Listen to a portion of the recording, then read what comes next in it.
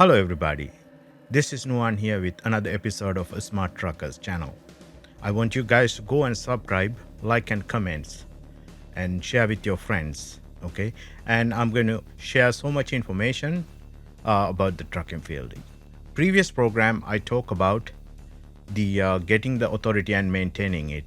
Some of the things I could not cover yesterday, I'm going to give you that information. Found out MCS 150. The form is MCS 150. So MCS 150, actually, before you file it, you have to register with the UCR, Unified Carrier Registration. That's the DOT.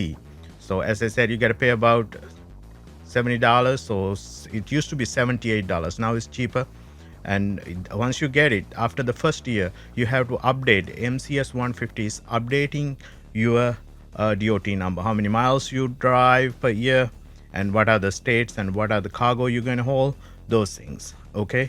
So insurance companies, they have to file different kind of forms. They will know BMC 91, that's motor carriers, they're supposed to file that. And BMC 34 for the cargo insurance, and BOC 3 for the state, that is service of process agent. Service of a state process agent means if something happened to your truck, it could be a fatal accident. If you are the owner, there's nobody to take care of, there's going to be an agent. Those agents are assigned with the FMCSA, and they are available there. They will be there to take care of the whole accident and whole everything. They will take care of it. That is like, when you go out there, if you don't have anybody in your family to take care of all those things, they present their self and just process the whole thing. Okay. And those are the things. Once you apply those things, and when you let insurance company know, then they will know what to do. They will forward all those forms from their insurance policy to the FMCSA to activate your authority. The getting authority is not that much work. The filing those things, and as I said last program, it's if you're not computer literate to do those things on time. I mean, filing the IFTA before 31st of the fourth month. This is a 4 quarters. You have to file it, and 2290 you have to file it. If you are not keen about those things, if you cannot remember those things, I mean, the authority, maintaining authority is not for you. People take the authority and, sometimes they just go and work for somebody else and lease the truck for somebody else. They are not even using it. But sometimes they work for the dispatch, paying about 10, 15, 12% for the dispatch and getting the loads. They are not capable to book the loads. So it's all up to you. For myself, I book my own loads, because as soon as I get a load, I'm going to see how many dead miles, what is the product, if it is a reefer, so what is the reefer temperature, and the weight of the load, and where I'm going, and the place you go. Do not go to the dry places. You have to that load board, they give you all the information how to do it. That's why you have to be very smart when you have authority and work on that authority. Okay. Otherwise, you will not make money. I mean, if you cannot do all those things, better you go work for company. Sometimes some people don't like to do the paperwork, all those filings and all this stuff. What they have to do, they think like, okay, I don't want to do all those paperwork stuff. I want to just work and get paid, come home.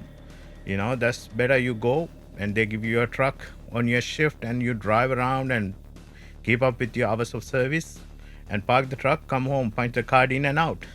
End of the week, you get the pay. End of 2 weeks. That's why I said this trucking is not for everybody. Authority is not for everybody, because people waste their self, lose their self, because getting authority, play around with these government authorities, like FMCSA, they don't give you easy. Do not expect for them to give you easy. When the DOT officers stop you in the way station or the roadside inspection, you have to have all the documents that you can legally drive on the road, legally drive that big truck. You have to follow every single regulation. If you are not capable enough to do that, if you are not capable, do not even try to get the authority, because it's not worth it. You're getting tickets and you're getting all those violations on your authority. It's going to stay for 24 months. Convictions, they're going to stay longer. If you're involved with a crash, it's going to stay with 24 months. Then brokers will not, if you have more than 2-3 crashes, so brokers will not give you loads. So do not fight with the broker why I cannot work. No, they're not going to, because their system is linked. Most of the systems in broker offices, they have the system linked with FMCSA rating system. So once your rating goes down, and you have no choice to work. You got to work under somebody's authority. You just, maybe you go and work for somebody's authority, you put a DOT number. It is not that mean you work for somebody. You have to make the lease agreement with them, and most of the time they have to get you the insurance for you. So there are sneaky things you can do, but if you caught in something, I heard from a lot of people, they did not put the driver in there, they did not list the driver on the insurance, or they did not do the paperwork properly with FMCSA. They will come to you, audit you, shut down everything with a big fines. So thousands of dollars of fines. It's not that dangerous. It's not scary, like I said. If you are able to do all those things, it's not much. I mean, you do the right thing. If you do the wrong thing, no, it's not good. So, like I said, that's authority. And getting authority, some people ask, can you make more money? Yes, of course you can make money. Like I said, when you book the load, you have to make sure you make money out of that load. You're picking up the load, going from point A to point B, then you have to make sure you make money. You have to calculate the fuel. Fuel price out there is every day is changing, or every week is fuel price changing, and you have to know the fuel price, truck wastage, insurance, and how much you're getting per mile. So sometimes people work for 7.50 cents. Brokers want to pay. I said, don't work. No, not for the cheap freight. Always say no to the cheap freight. Do not do, oh, I don't have any choice, I'll just get the fuel, the fuel cost covered, the money the broker going to give you. They're going to give you like every single load like that. Do not do that. Don't do the cheap loads. You always have to make money. Otherwise, your authority, your truck, you go and work for the company, drive their truck, and much easier, you get paid by the hour, you come home, and that's why it's like you have to be very smart when you have authority. Otherwise, you will not make money. You can make money, a lot of money, and it's company. If you work for company, local company, they give you $35-40 an hour sometimes after 2 years in the union, and you make a lot of money too. Getting authority work under your company, you're going to be the boss, but then you exchanging things, because you have to spend some time to do all those administrative work. Sometimes different states, they have to go to the DMV, personally go to the DMV to register the trucks, equipments, to do things. New York, no. Anything in New York law I can answer any question, but other states I don't know exactly.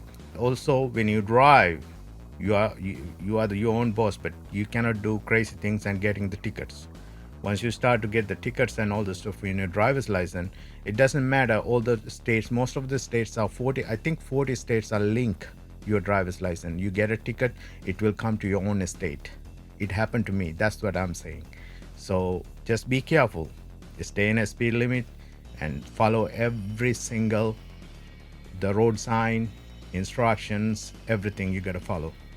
Back to the topic again, that you can make money. Yes, you work for the company, you go and they give you the truck, you punch in the card and give you the bills or pick up thing. You go pick up, deliver, come home. You don't have to do any paperwork, right? So less headache, but you go there, you don't have own truck, you cannot take time off, you cannot do those things. But getting authority, you can take your own time off.